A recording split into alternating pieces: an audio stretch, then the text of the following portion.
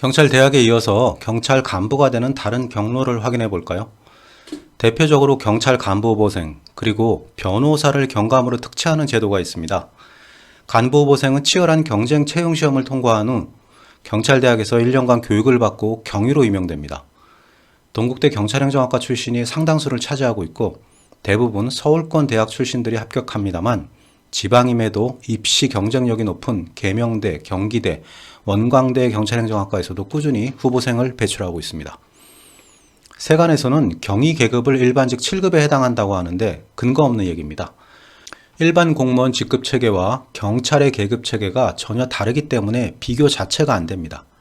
다만 5급은 경정급으로 수평 이동하거나 공동교육을 받기 때문에 유사하다고 볼 수 있고 총경은 4급에 해당한다고 볼 수 있습니다.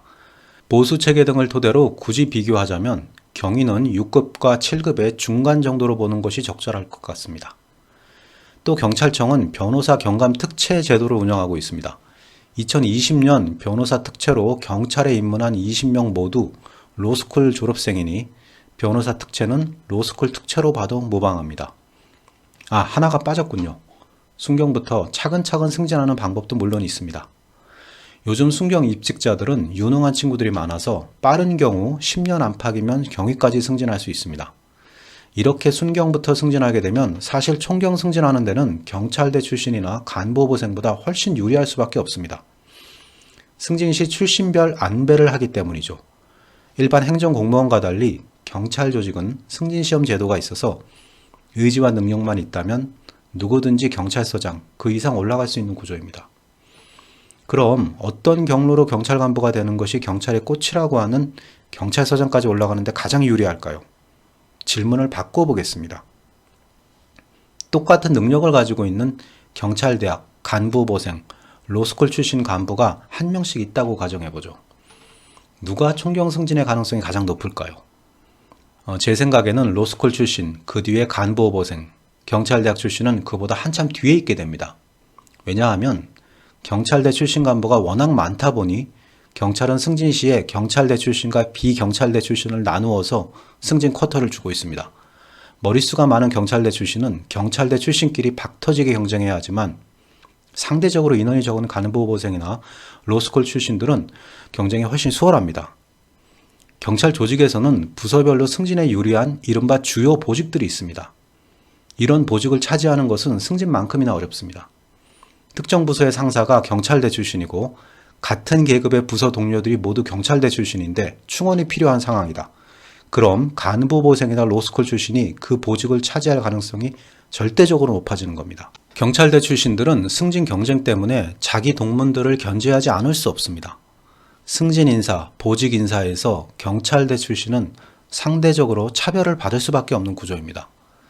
경찰대 출신의 인원수가 상대적으로 워낙 많기 때문에 고위직의 전체적인 구성비가 높지만 실제 이건 착시 현상에 불과합니다.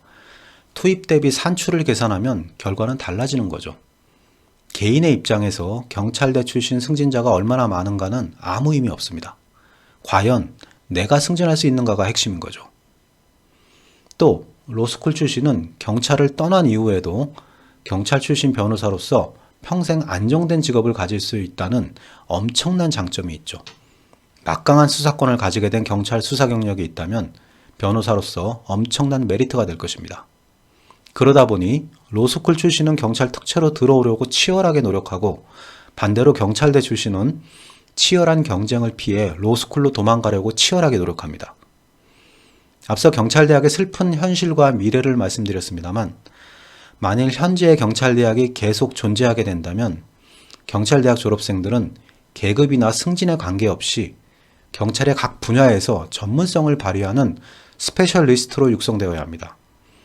도리어 경찰 조직의 관리자들은 간부후보생이나 로스쿨 출신, 또 일반 대학을 졸업한 순경 출신처럼 다양한 사회문화적 환경에서 성장한 인물들로 다원화되어야 합니다. 특정 집단의 맹목적인 결속력, 순혈주의, 우리 사회에 남아있는 병폐입니다.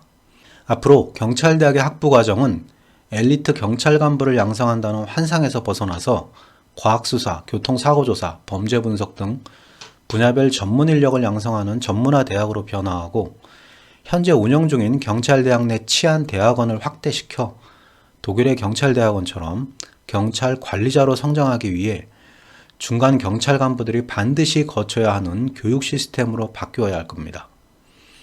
경찰대학이 제대로 된 고등교육기관의 모습을 갖추기 위해서는 경찰대학의 조직 구성도 바뀌어야 합니다. 경찰 고위 간부들의 자리 보존을 위해 대학 교육과 전혀 무관한 경찰관들로 채워지고 있는 경찰대학장, 치안정책연구소장 등 대학의 주요 보직도 이제는 진짜 대학 교수, 교육행정 전문가들로 교체되어야 할 겁니다. 1년마다 바뀌면서 다음 승진만을 기대하는 경찰대학장이 대학 교육에 어떤 청사진을 만들겠습니까? 경찰청이 조직 이기주의를 버리고 이런 큰 그림을 그려낼 수 있기를 기대합니다.